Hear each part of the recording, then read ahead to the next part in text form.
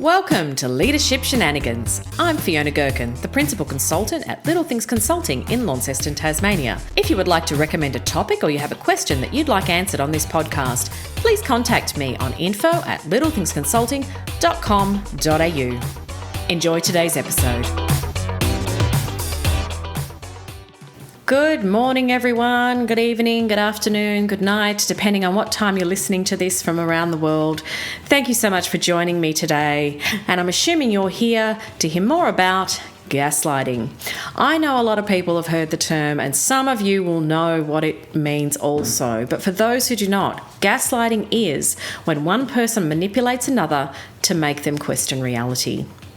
And this is a very simplistic way of defining gaslighting, and I will go into more detail. But one of the things I wanted to talk about initially was, did you know that gaslighting was the most searched term and the most searched word in 2022? Not when will this pandemic ever end or how to not fall asleep in another Zoom meeting. No, gaslighting, which tells me it's become the new it phrase for 2022. I wonder what the new phrase will be in 2023. Probably quiet quitting.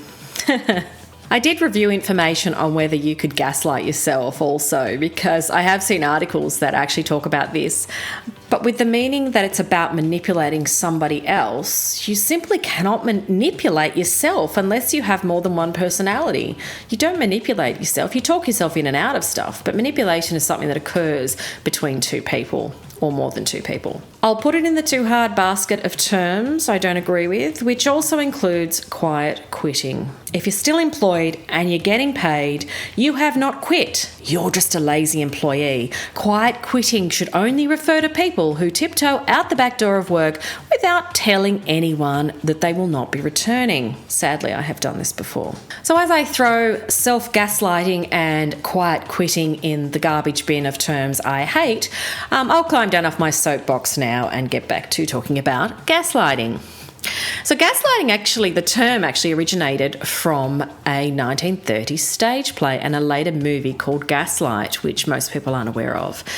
So the plot of the movie was that a woman by the name of Paula is sent to study in Italy to become an opera singer. And while she's there, she falls in love with a man she marries who is extremely charming. Now, Paula begins to notice strange goings on, including the gaslights getting dimmer and dimmer without being touched. And she starts to fight to retain her sanity as she's not sure what's going on, and her new husband's intentions come into question. So there's a number of things that happen during that movie, and the gaslight is one thing, but he very much moves things around on her and changes things to make her think she is going crazy.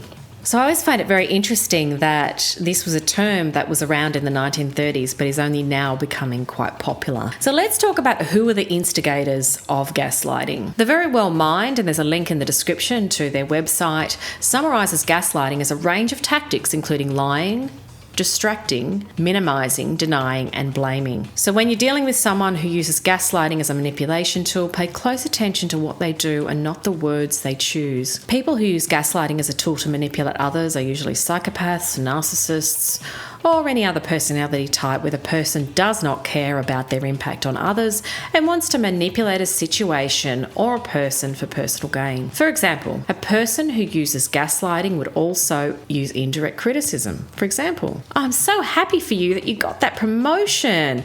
Are you sure you're ready for it? Do you have enough experience? You find that it's often people in positions of power who use gaslighting as a manipulation tactic, or they may use it to increase their power by decreasing yours. Some common things you often hear them say are, "Oh, you're so serious, I was only joking," or "That's not what happened, this is what happened," or "I never said that." So denying things they say and making you question what you thought had been said. So we've talked about who the instigators are. Let's talk about who the victims are or could possibly be. So the fingerprint for success, which again, there's a link in the description. It's another website that talks about gaslighting. They state that 58% of people in a Twitter poll claim to have experienced gaslighting at work. Now, I'm not sure how reliable a Twitter poll is, given most people on Twitter are trying to gaslight somebody else.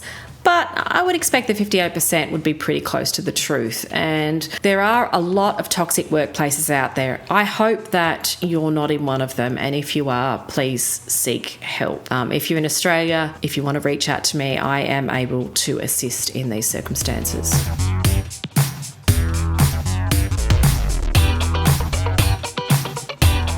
So targets are often people that are easily manipulated by others.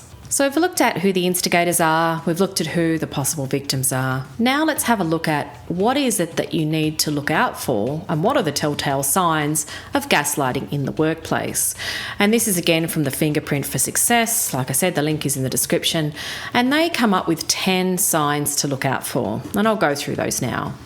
So number 1, you're constantly questioning your perception. Number 2, the gaslighter tells you you're making mistakes when you know you aren't. Number 3, they tell you they never said that, but you know that they did. 4, they praise you in private but criticise you in front of the rest of the team, or vice versa. 5, you're frequently left out of important meetings and decision-making conversations. 6, when you try to address issues, the gaslighter dismisses your concerns. 7, other people are starting to notice how the gaslighter treats you. 8, you keep getting bumped to lesser insignificant projects. 9, the gaslighter manipulates situations to embarrass you. 10, no matter how hard you try, your work is never good enough. Now, these signs relate to workplaces. These of course can occur in your personal relationships, both intimate and friendships. But let's talk about how you can protect yourself from someone who may be gaslighting you. I like to tell people I work with who have experienced a toxic workplace in the past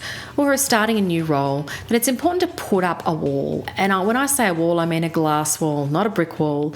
A glass wall allows you to see what's going on, but gives you some protection without people noticing that you're standoffish. A brick wall does not allow you to observe others, and that's an important part of getting to know new people and feeling out who are people that you can trust and who you can't trust. And you'll encounter those kind of people at any point in your life. So to protect yourself, I've come up with 5 things that you need to consider. It's important to gain some distance from the person if you feel like you're being gaslit. Ask to move to a different apartment, ask to move to a different desk, or maintain less time with that person if possible. If you can't, then obviously that's another consideration for you in terms of the next steps that you take. Save the evidence. So if you are concerned that someone is manipulating you or gaslighting you, make notes. Save any evidence, save emails, that kind of thing. As my area of interest and expertise, I want to finish off by just talking about psychopaths and gaslighting. So one of the key tools in the psychopaths toolkit is definitely gaslighting. That said, not all gaslighters are psychopaths, but all psychopaths are gaslighters. So if you're experiencing someone who is gaslighting you, look closer and make sure there's not more going on that is more than just manipulation. It might just be a small component of the bigger picture, and you might have some serious bullies on your hands or toxic people. Gaslighting, whether it comes from a psychopath or not, is a form of workplace bullying and should be dealt with as such. So seek help, seek advice, and don't let the bullies win the game. You are stronger than you think you are. Remember, no job is worth the pain of being bullied. So, in summary, what am I going to leave you with today? Don't be a victim.